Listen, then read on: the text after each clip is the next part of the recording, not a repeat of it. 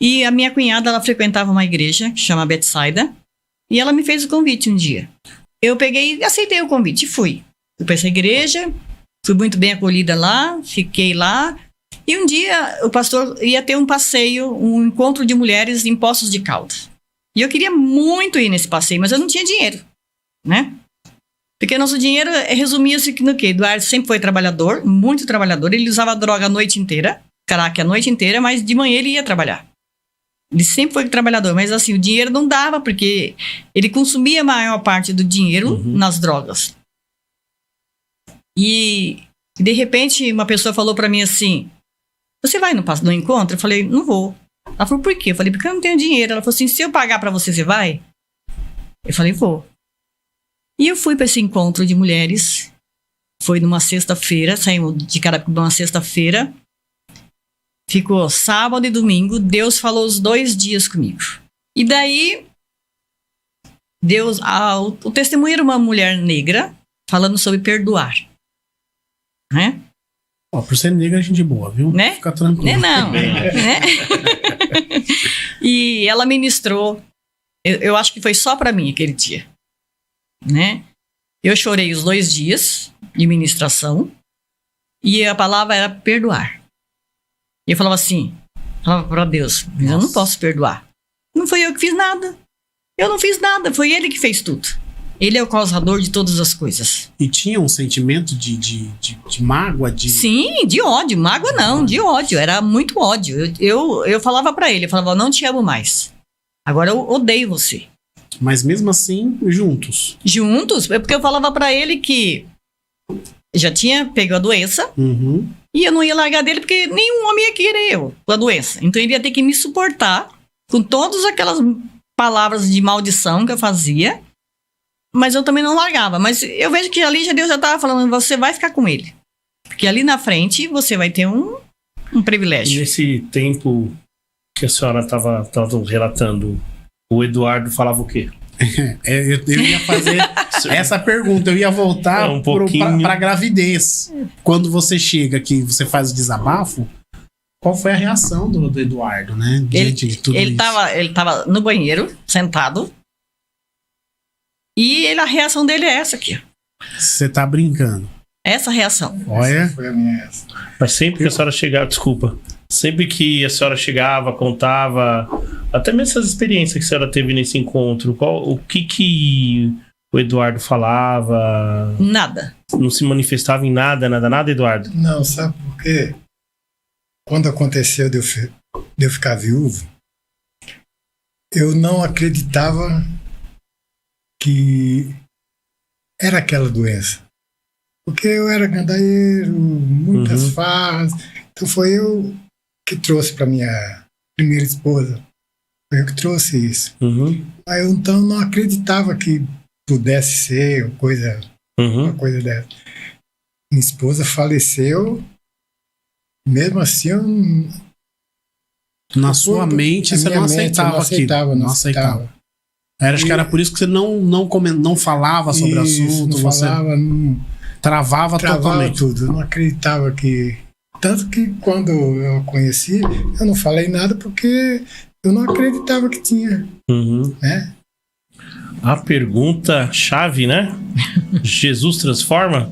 Ele transforma, salva, resgata, liberta, cura, todas as coisas. E por quê? Conta pra nós. Então, quando eu fui para esse encontro, eu conheci Jesus ali. Eu conheci o verdadeiro Jesus, né? Um Deus que cura mesmo, né? E eu voltei com a decisão de perdoar o Eduardo, né? E a primeira coisa que eu fiz e falei para ele, falei: olha, a partir de hoje eu perdoo por tudo que você fez e eu peço perdão por todas as coisas que eu falei de maldade, né? De maldição. E eu achei assim que eu fosse acordar no outro dia ia estar tudo transformado, Eduardo liberto, Eduardo tudo transformado. E não foi nada disso, porque na verdade não é assim que funciona, né? Ali agora é o trabalhar de Deus, não é mais a minha força. E daí continuei na igreja e o Eduardo não começou a ir para a igreja comigo. E nós frequentávamos, na minha casa tinha célula da igreja, né? Nós participávamos de célula, na minha casa tinha, e teve muitos milagres. O Eduardo, ele não colocava uma objeção. Não, exemplo, nunca teve. De ter as reuniões na sua casa, na casa de vocês. E assim, eu morava numa casa que tinha célula lá embaixo e Eduardo ficava no terraço fumando crack, né? Pesado. Era bem assim. E teve uma época de eu pegar o crack, o cachimbo, e levar para uma célula e colocar no meio da sala e falar, vamos orar para isso aqui ser liberto dele. E nada. E Eduardo começou a ficar doente. Né? Eu vejo que ali começou os 40 anos do deserto que a gente vê na Bíblia, ali começou realmente Deus trabalhar. E aí ele aceitou ir para a igreja, teve um tempo ele aceitou ir para a igreja, porque ele viu a minha transformação, ele começou a ver a minha transformação. E ele começou a ir para a igreja. Já adoecido. Ou não? Ainda não. Ainda não. Aí ele foi pra igreja, aí nós nos batizamos, nós nos casamos, aí nós nos batizamos, né? Nós nos batizamos em 2000. E ele batizou também? Também, em 2000. Vocês se batizaram juntos? Juntos, nós se batizamos no ano de 2000, né? E casamos também. Daí, ele teve recaídas das drogas, e isso foi assim, foram banhos de água fria em mim, porque eu achava, agora vai. E aí ele caía nas drogas de novo. E aí eu vejo o trabalhar de Deus assim, ó. Ele vai lá e quebra o vaso, né? E aí Eduardo começou a ficar doente.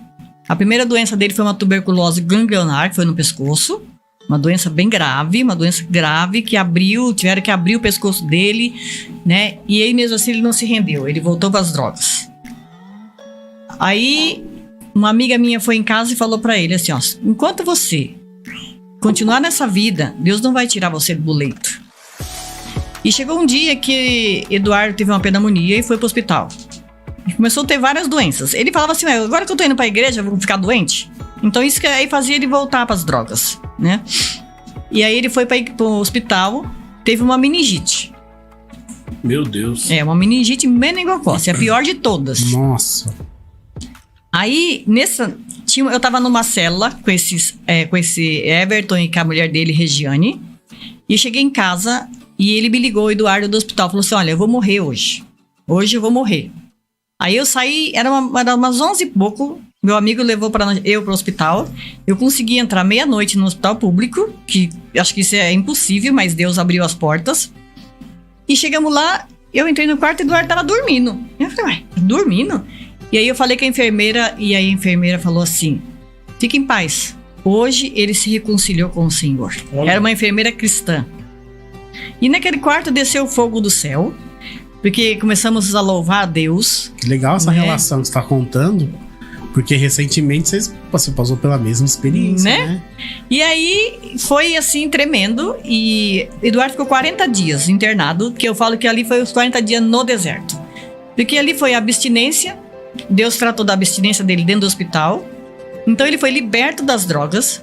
E o médico falou pra mim, ele vai sair daqui ou com uma sequela grave ou no caixão. Porque uma meningite, ninguém sai daqui perfeito. Ele saiu vivo e sem nenhuma sequela da doença. Então ali começou os milagres, né? Começaram os milagres na vida da gente. E daí Eduardo realmente ele se libertou das drogas, não usou mais. Tem 17 anos que Eduardo é liberto das drogas, definitivamente. Mas as doenças continuaram vindo na vida dele. Porque eu vejo que o diabo ele também trabalha, né? Isso é para desestimular a fé da gente. O cara usava droga, não tinha doença nenhuma. Agora que ele largou as drogas, vem as doenças. Aí meu casamento começou, eu tenho um casamento. Aí meu casamento começou a ficar de pé. Mas eu nunca desisti do Eduardo. Eu nunca desisti do meu casamento. Por quê? Porque eu vejo que Deus nos uniu por duas razões. Eu para conhecer a Cristo através da dor e o Eduardo para conhecer a Cristo através do meu amor por ele. Porque por muito poucos as mulheres, os casamentos se desfazem. E eu tive muitos motivos para meu casamento não dar certo. As pessoas falavam assim, larga esse homem, põe esse homem na cadeia, é o que ele fez com você, né? E um dia que eu aceitei a Cristo foi de verdade. Não foi de brincadeira. Eu falo para as pessoas que eu não brinco de ser cristã. Eu sou uma serva do Senhor. Eu nasci para servir a Deus. E aí Eduardo se libertou. Nós temos um casamento abençoado, um casamento fortalecido realmente no Senhor. Hoje Eduardo serve a Deus também, né? E tivemos uma filha. Quantos anos a Bárbara tinha quando vocês se batizaram? A Bárbara tinha, acho que uns 3 anos. Era novinha. Era uns 3. A Bárbara é 29? 29, 23. Acho que ela tinha uns 6 anos. 6 anos quando a gente se batizou. E da meningite, foi muito tempo depois do batismo ou não? Foi, não, tudo foi muito rápido. Tudo foi muito rápido. Eu acho que ali Deus foi tratando tudo com tudo isso, com todas as doenças. Foi realmente pra gente ver o poder e a glória de Deus se manifestar na nossa vida. E na vida, principalmente do Eduardo, né? Porque Eduardo era do mundo. Eduardo era do samba, Eduardo era do pagode, Eduardo era dessas mulheradas, que as mulheradas eram uma coisa... Era um boêmio, gostava da noite. Gostava das mulheradas, né? Então, era um galanteador, né? E ele aí, era ciumento ou não? Eduardo até hoje é. É? Eduardo ele parece ser tão controlado, tão... ele domínio próprio, um homem de domínio próprio. É aquele ciumento assim, rustido, sabe? Entendi. Que tem que guarda, né? que fica guardando, né? Mas ele é um bom homem, né? Nunca agrediu, nunca foi de agredir, nunca foi de bater, usou droga há muito tempo e droga pesada, né? E sempre com essas loucuras, ele sempre foi de trabalhar. Sempre de trabalhar. Ele nunca deixou de trabalhar. Ele passava a noite inteira lá fumando pedra, crack, mas de manhã ele ia trabalhar. A minha filha ficou grávida, que é uma bênção, né? Minha neta, Lohane. Vovó ama você. Quantos anos a Bárbara tinha quando ela ficou grávida? 17 anos. Fiquei braba porque estávamos na igreja, conhecia a palavra de Deus, ela né? Ela ia também, a Bárbara? Também, a Bárbara se batizou com 15 anos, né? Aí depois dos 15 se rebelou, saiu da igreja, não quis saber de Jesus mais. Mas a palavra de Deus diz que eu e minha casa serviremos ao Senhor. Amém. Né? Então eu sempre me agarrei muito nessa palavra de Deus. E aí, quando a gente pensou que já tivesse acontecido tudo e não tinha mais nada de ruim para acontecer, aí quando foi 2015 ele infartou a primeira vez, aí teve um infarto, aí eu falei, pronto, agora vai morrer. E aí mais uma vez Deus foi lá, resgatou, que eu falo para ele que Deus não quer ele lá em cima. Deus chama, fala, pode descer que não tá na sua hora. Minha mãe faleceu em 2015, com câncer de pulmão, e ele infartou em 2015. E aí eu falei, pronto, Deus, dá um tempo aí, né? Segura a onda aí que eu não aguento mais tanto sofrimento. E depois Eduardo teve um outro infarto e também não foi por embora. Ficou também, porque esse aqui é duro, é osso duro de roer, viu? Não vai, não. Não tem aquele filme do Highlander? Aí meus amigos falam que ele é o Highlander e as pessoas falam assim, quantas vezes a gente já pensou, agora o Eduardo vai embora. E agora o Eduardo vai embora. E não acontece. E aí nós descobrimos que minha filha estava doente, né? Minha filha estava com 23 anos e descobrimos que minha filha estava com câncer de pâncreas. Outro baque. Outro baque, né? E aí? Quantas vezes o Eduardo era para morrer e não morreu? E aí minha filha ficou 1 ano e 9 meses. Quando foi dezembro de 2018, que foi a última consulta dela, a médica, conversando com a médica falou, mãe, sua filha não tem mais tempo. Sua filha vai morrer em 6 meses. Como é que você ouve do médico que sua filha vai morrer? Né? Chorei bastante, saí lá fora. Falei, nossa, eu fui no banheiro, me deu uma dor de barriga e eu chorei muito lá no banheiro. Só para lá não imaginar que eu tava chorando porque eu sabia de uma notícia dessa.